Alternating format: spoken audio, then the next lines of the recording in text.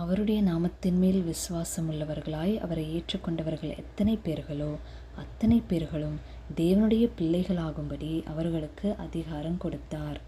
அவர்கள் இரத்தத்தினாலாவது மாம்ச சித்தத்தினாலாவது புருஷருடைய சித்தத்தினாலாவது பிறவாமல் தேவனாலே பிறந்தவர்கள்.